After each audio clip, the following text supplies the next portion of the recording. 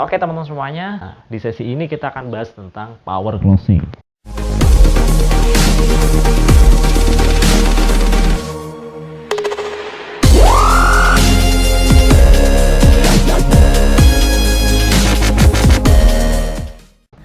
Power closing ini menjadi sangat penting ya menurut saya. Di antara rentetan-rentetan yang tadi sudah kita bahas. Banyak dari teman-teman kita yang setelah mereka beriklan, kemudian mereka mendapatkan leads, tapi kemudian bingung ya harus di mana, bagaimana cara menanggapi mereka atau orang-orang ini yang masuk. Ya, nah kita perlu membiasakan ya teman-teman. Saya sering menyebut lead itu adalah prospek ya atau orang yang masuk, kemudian dia itu inbox atau komentar itu namanya lead ya. Nah di power closing ini saya lebih membahas tentang mindset ya. Jadi saya nggak akan bahas jawabnya kayak begini, nggak. Ini lebih ke mindset. Jadi garis besarnya saja ya, bahwa di dalam kita menjawab atau dalam kita closing ya, itu ada istilahnya tuh begini.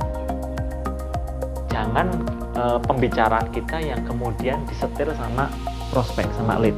Ya, terkadang ketika ada orang masuk, kemudian misalnya inbox atau komentar, mereka akan bertanya, harganya berapa?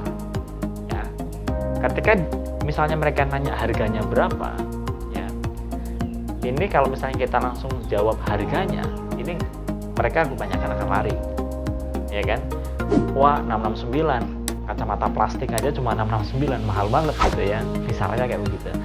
Nah tapi teman-teman semuanya, disinilah kita perlunya power closing ya. Sama halnya ketika misalnya saya punya ballpoint misalnya, ballpoint ini kemudian saya tawarkan ke teman-teman, harganya katakanlah 1 juta. Teman-teman pasti nggak akan mau gitu ya, 1 juta ballpoint ngapain gitu, 1000 dapat banyak ya, dapat lah gitu ya. Tapi ketika saya bilang bahwa ballpoint ini pernah dipakai Dian Sastrowardoyo misalnya gitu, buat tanda tangan, bahkan sempat dikecup ya, dan itu ada fotonya, otentiknya ada, kemudian saya lelang 1 juta, kemungkinan yang ngefans banget sama Dian Sastro ini lah. Kenapa? Karena saya memberikan nilainya. Ya, saya memberikan nilai kepada ballpoint ini. Nah, sama sebenarnya dalam kita melakukan closing ya, ada tahap-tahapnya gitu ya. Dimana ketika orang bertanya harga, jangan keburu-buru dulu dijawab langsung harganya berapa. Tapi teman-teman lebih kepada berikan dulu nilai ya daripada produk yang kita jual ini apa gitu ya. Sebisa mungkin biasanya ketika orang nanya harga, saya akan jawab, kakak mau harga langsung atau info lengkap terlebih dahulu ya. Rata-rata mereka akan bicara harga info lengkap dan harga. Dan disitulah kita akan memberikan nilai dulu kepada produk ini. Baru setelah itu ya teman-teman bisa masuk kepada need-nya ya, yaitu butuhnya dia apa. Karena menurut saya ya, orang yang beli produk kita dengan nilai 669 itu, kalau mereka nggak butuh, nggak mungkin dia beli. 669 itu mendingan buat beli beras, benar nggak? Daripada buat beli kacamata, karena nggak butuh ya. Tapi beda halnya ketika misalnya orang itu butuh. Terus gimana mas? Cari dulu kebutuhannya apa, tanya dulu dia sakitnya apa, kalau boleh tahu ada keluhan apakah terkait mata. Ketika misalnya dia jawab minus, ya kita akan berikan tanggapan ya, bahwa kalau minus ini, kalau di medis ini biasanya kita menggunakan kacamata lensa biasa, tapi yang ada minus plusnya akan terus naikkan.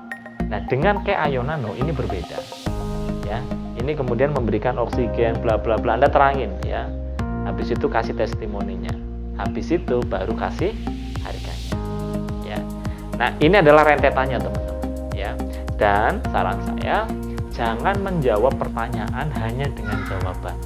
Maksudnya gimana mas? Misalnya warnanya apa? Warnanya merah, ungu, biru, hitam. Habis itu Anda udah nggak jawab lagi. Selesai teman-teman. Anda jangan berharap misalnya dia langsung milih warna hitam, enggak ya. Tapi disusuli lagi dengan pertanyaan di bawahnya. Kira-kira kakak suka warna apa ya? Jadi ada pertanyaan lagi di bawahnya, agar nyambung. Tapi kalau hanya ngasih jawaban saja, tidak dikasih pertanyaan, maka selesai juga. Jadi tipsnya adalah itu tadi teman-teman, ketika ada orang jawab jangan langsung dijawab ya, tapi pastikan kita akan kasih nilainya dulu kepada dia. Yang kedua, jangan jawab pertanyaan hanya dengan jawaban, tapi jawablah pertanyaan itu diakhiri dengan pertanyaan, ya.